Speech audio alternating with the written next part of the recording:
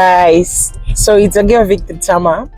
So this is a lovely morning, and I'm currently on my way for inspection with a client with my husband. But I want to talk to us about something that I've been noticing lately in my life and in the life of those close to me.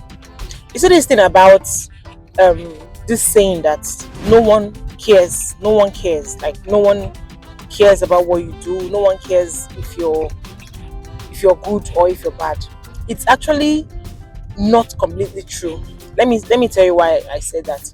Yes, at first, no one cares. No one cares whatever it is you're doing. If you're doing YouTube, if you're in business, if you're going to school, no one cares until you start succeeding.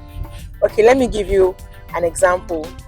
So I studied real estate, right? I'm into real estate. I studied real estate when I was still in school.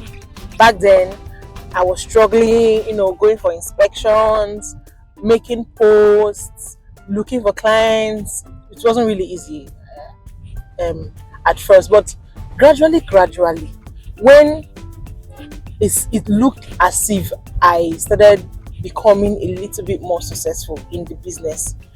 That was when I and my husband basically, because we do the business together, yeah. So we started getting invitations, emails from different companies saying they would want us to come and work with them. They would want us to come and teach their staff, like basically teach people how to sell more in real estate. So I even got a mail this morning right now, from someone that I've not even spoken with before, an MD of a very big company here in Port Harcourt. And I just thought about it and I said, let me share it with you guys. At first, no one cares about what you're doing. So it's a reminder for you to keep doing that thing you're doing. Keep making that post. Keep calling out, reaching out to people, cold calling, or whatever it is you're doing.